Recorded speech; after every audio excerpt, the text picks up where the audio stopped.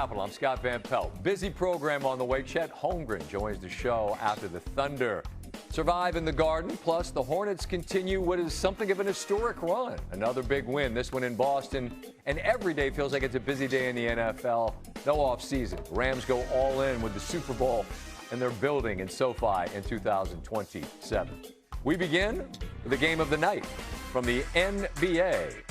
OKC and MSG taking on New York. Steve, do you own that jacket? I don't have that one. What are you wearing tonight, Shay? That ain't no middle of the mall coat. Early on, we have Jalen Brunson hitting the deck here, and Mike Brown thought it should have been an offensive foul. Shea avoids picking up a third foul in the first quarter. Maybe Jalen sold it a bit. Chet Holmgren had a big night from three. Hits that one. Thunder up 9. Then Holmgren, catch in rhythm. All three of these. Holmgren had 22 in the first half. It's a 10-point lead at the break. They're 20-0 when they've enjoyed a 10-point advantage at the half. Halfway through the third, Knicks on the comeback. Mikal Bridges cutting. Beautiful find there from Alvarado. It's a 6-point game. Then Brunson pulls friendly home building roll. We're tied at 72. Then Brunson. Corner Bridges catch. Quick pull as the quarter is winding down, and the Knicks now have a lead heading into the fourth. They're 19-0 when they head into the fourth with a lead. So something's got to give.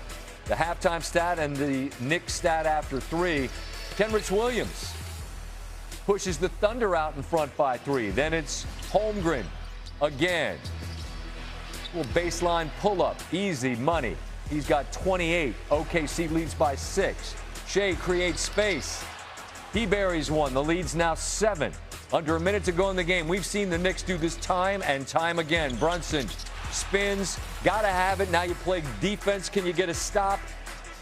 Knicks down 3 with 6 seconds left.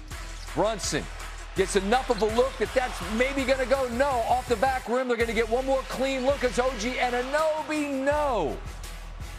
And so the Knicks get 2 excellent looks within the span of 6 seconds. The Garden was ready to explode, but could not, as 26 from SGA, the MVP, helped propel them to victory number 49 on the year.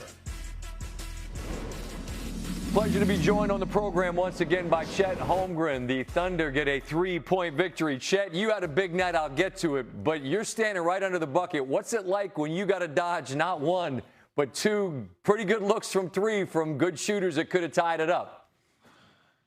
Yeah, honestly, I didn't see the second one. Felt like I got sucker punched. I ran into somebody, and the lights went black for a second. But, you know, I'm glad they missed. My face is a little sore, but we got out with the dub. That's what counts. And I'm glad that you're all right. I was curious about that because I thought I saw you hit the deck there, so you did have a collision. Well, the good news is for you guys, you're good and it missed. And it was a night, Chet, where you had a monster night and you had 28. You hit 6 threes. I know you're from Minnesota, but what's it mean to go into the Garden in New York City and have a night like this? Man, it's any Hooper's dream to always play in the Garden, in the Mecca in New York. It's the biggest city in the world for basketball. So, you know, even though it's a back-to-back and we played in Chicago last night, the juices were flowing and we were ready to play. I love hearing that. There's an idea that it feels like that, and it's different in the playoffs. I mean, if y'all met them in the finals, it'd be out of control. But, I mean, on an early March night, it feels different, doesn't it? Oh, yeah. The energy in here is always great. You know, you can't come in, you know, excuse my language, bull in the Garden because they'll boo you real quick. So, you know, you got to bring in both teams. And we both did tonight. It was a great game, and I had a lot of fun out there. Yeah, you're right, because even if you're wearing the other jersey, don't bring the bullshit to the Garden. That's all right. We can beep it, and we'll play it back later. I want to close just with this thought on your team. I got a chance to see the approach up close during the finals, and I was just impressed by how buttoned up and businesslike you were. And it seems like, Chet, nothing's changed. How have you all maintained that, even with the belt and the title that you all have? You know, obviously people can change, but I think it it comes down to the character of people that we have here on this team. What we go through, good or bad, doesn't change our character. So we're going to go about our business, how we go about our business, no matter the outcome. Understood. Not a whole lot of BS on your squad, Yes, wherever and whenever you are. Sir. Chet, I appreciate you taking a minute. My best to the squad, and we'll see you down the road somewhere, all right? Yes, sir. I got you. I'll say what up to Wiggs for you. I appreciate that. Thanks. See you, man. Yep. Have a good night. Right. There are 3 teams in the NBA who have already clinched the over on their preseason win total. 2 of those faced off Wednesday as the Hornets put a 9-game road winning streak on the line against the Celtics. Con Knipple has been spectacular all season long. He was a guest on the show last night. Always afraid that we're going to put the curse on him and the team. That didn't happen. Brandon Miller downhill and... Shut it down! I know Dirk plays for Nasty, but I had a request for the Dirk drop, and you got it. I could have hit it there. Jaylen Brown on everybody. And the Celtics get that big 2 there, but they're down 21 on their home floor at the half. Hornets up 19. Kobe White, clean look, and that's cash. It's a 22-point lead. Con Knipple had a game-high 20. Didn't know it would translate this quickly for the rookie from Duke. Hornets continue to have a healthy lead, and then great defense turns to offense. Moussa Diabate, coast to coast, high-flying slam, and it's a 24-point lead. We have not seen LaMelo yet. We can fix that. Step back, that little patented 1-foot three-point J. He goes for 18. One more look at this. As the Hornets win, going away by 29. It's not just 6 victories. It's that all have come by 15 or more. Just the 4th team in the last 35 seasons to do that. And you're talking about some nasty teams they joined. 17-18 Warriors, you know what they're about. The 03-04 Pistons, both were title winners. And then the 11-12 Spurs that reached the Western Conference Finals before they fell to the Thunder. We welcome in Kendrick Perkins. And Perk, let's keep that Hornets flow going. I think this is a first for you and I. I'm certain we've never talked about this team. But look, they're playing really nice basketball, and they don't have to be a threat to win the title to be worth talking about. What is promising about them, and what's caught your eye? Well, Scott, let me say this. I love a young team that plays agenda-free basketball. It goes to show you that they're bought in and that they're losing themselves in the team, and it's not about individual goals. That's number one. Number two, this team has a culture now. They have a guy that I believe is going to win Rookie of the Year in Con Knipple, who has set the tone of how to play the right way, how to be a true professional, is young but has an old soul. This team they check all the boxes when you talk about what you need to build for the future.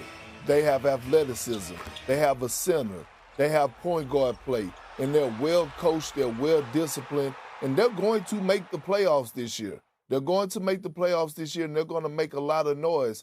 But I'm just more impressed with Con Knipple.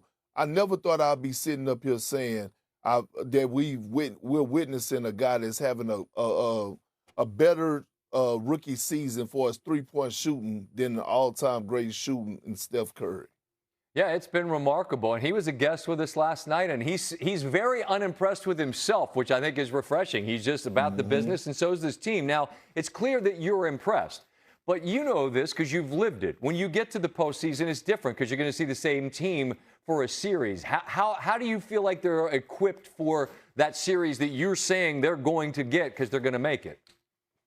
Well, I mean, they just got to go through the war. They got to go through the trenches, Scott. And it's a lot of ups and downs, and it's a lot of ups and downs throughout a 7-game series. You got to stay even keel. I know we hear that a lot. But it's a real thing because you may win a game 1 and then drop a game 2 and all of a sudden lose a game 3 and now you're down 2-1 in the series. But you got to stay even keeled throughout the series, and it's called growing pains. They're going to grow through it, but it's going to help them in the long run in the near future. And I'm just excited to see this young ball club get the just due that they deserve and be able to play on one of the big stage, which is the NBA postseason, and showcase what they're capable of doing.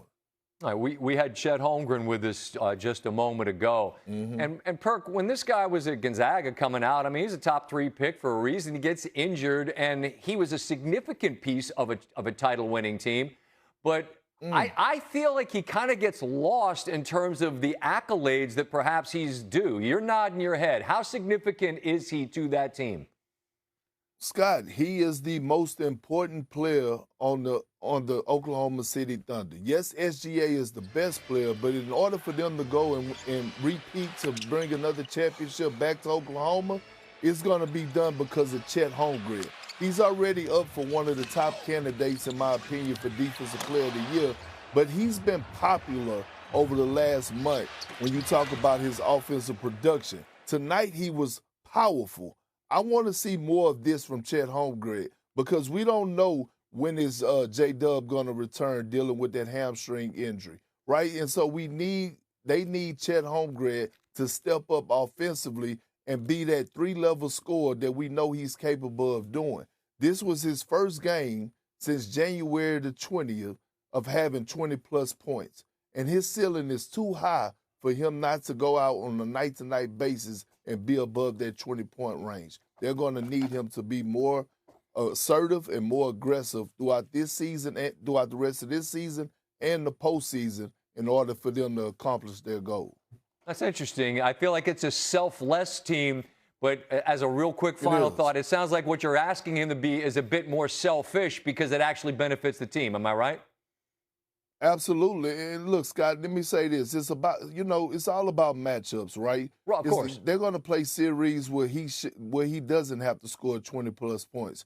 But it's going to become a time where he's going to have to get the ball, demand the ball, and be more aggressive. Quick story.